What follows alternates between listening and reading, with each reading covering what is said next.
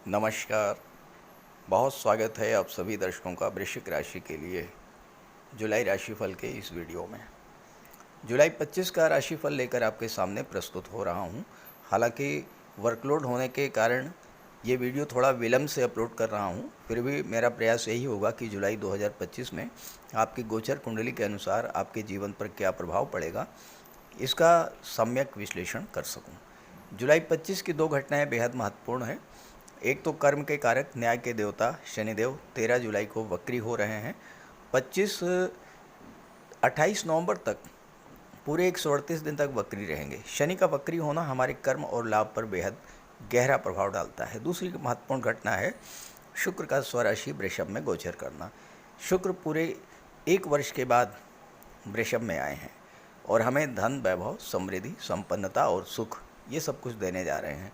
तो आइए समझते हैं कि वृश्चिक राशि के जातकों को जुलाई 2025 में ग्रहों का गोचर किस तरह का लाभ देने जा रहा है।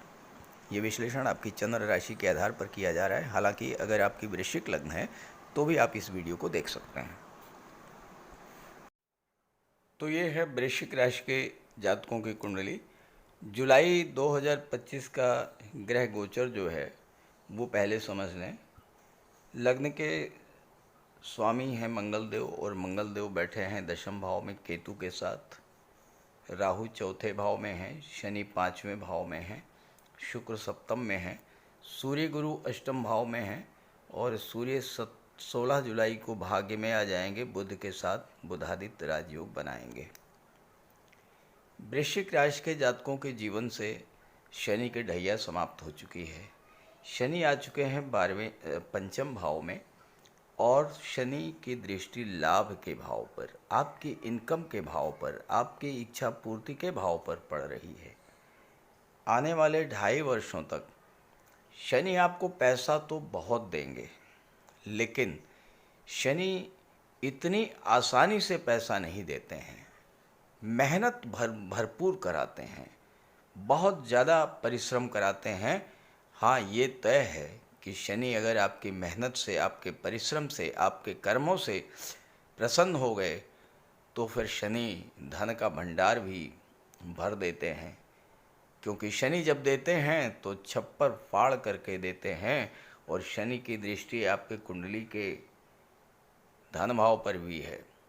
तो शनि धन का संचय भी कराएंगे, धन का निवेश भी होगा, प्रॉपर्टी भी खरीदेंगे, आप वाहन भी खरीदेंगे, घर में सुख सुविधा के साधन भी होंगे। अचानक से धन लाभ का भी योग बनेगा। विदेश जाने का सपना भी पूरा होगा, क्योंकि राहु विदेश के कारक होकर के चौथे भाव में बैठे हैं। 18 महीनों तक आप विदेश जाना चाहते हैं तो विदेश जाने का सपना राहु पूरा करेंगे। राहु जब चौथे भाव में होते हैं तो घर से दूरी बना देते हैं और आपकी भाग्योन्नति भी विदेश में ही होती है। अपनी मातृभूमि से दूर किसी दूसरे शहर, किसी दूसरे राज्य में आपकी भाग्योन्नति कराएंगे और वहाँ से विदेश से ही, यानी घर से दूर रह कर के ही आप धन भी कमाएंगे। क्योंकि 12वें भाव के स्वामी जो हैं, विदेश भाव के स्वामी शुक्र हैं, जो कि धन के प्रबल कारक हैं। लेकिन हाँ, दो बातों का ध्यान रखिएगा। शनि की दृष्टि 7वें भाव पर पड़ रही, कहीं ऐसा ना हो कि बहुत ज़्यादा पैसा कमाने के चक्कर में आप अपने काम काज में, अपने व्यापार में इतना बिजी हो जाएं कि आप अपने घर पर ध्यान न दे पाएँ, अपने पारिवारिक जीवन पर ध्यान न दे पाएँ। इस बात का आपको ध्यान दे करके चलना होगा।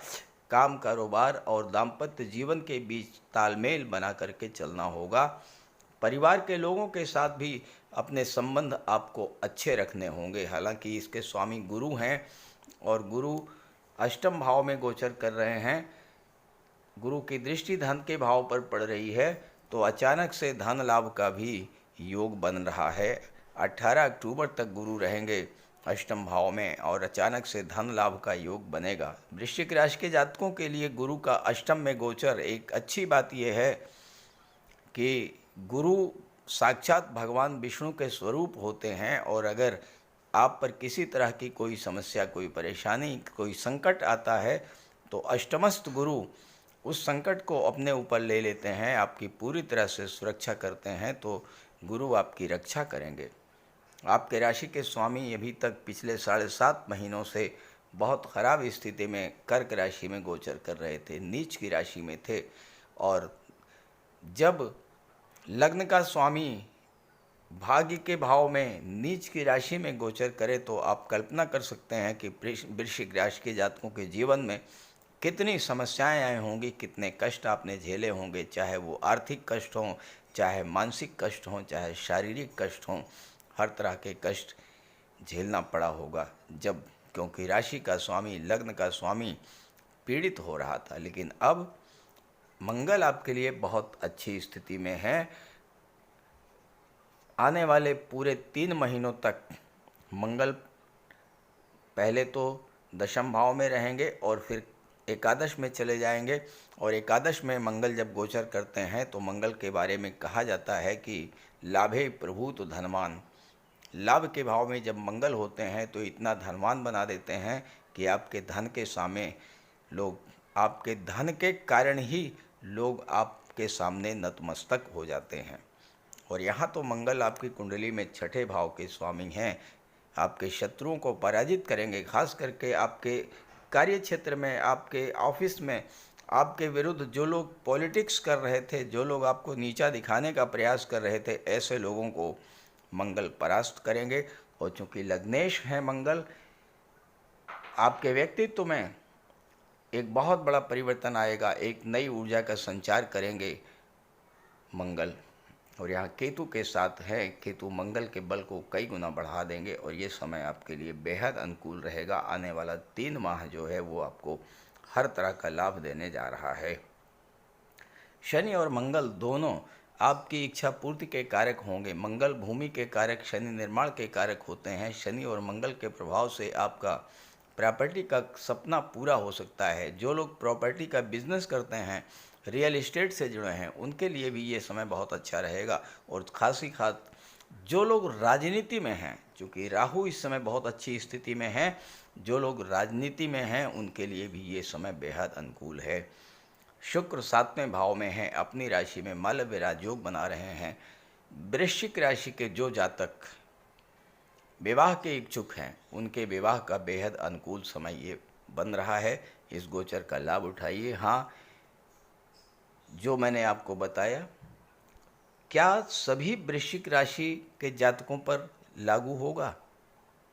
क्योंकि आप वीडियो देखेंगे, वीडियो देखने के बाद फिर कमेंट आपके आएंगे कि आपने तो बहुत कुछ बताया लेकिन कुछ नहीं हुआ, कुछ भी नहीं हो रहा है, 2 साल से कुछ नहीं हो रहा है, 3 साल से कुछ नहीं हो रहा है। तो ये जानने के लिए ये जानना जरूरी होगा कि आपकी जन्म कुंडली में ग्रहों की स्थिति क्या है, किस ग्रह के कारण आपके जीवन में समस्या आ रही है और उसका समाधान क्या है। अगर आप ये जानना चाहते हैं तो मैंने वीडियो के डिस्क्रिप्शन बॉक्स में अपना व्हाट्सअप नंबर दे दिया है, उस पर आप अपनी समस्या व्हाट्सअप कर सकते हैं। 8 से 10 के बीच कॉल कर सकते हैं, उसके बाद अपनी प्रॉब्लम व्हाट्सअप कीजिएगा।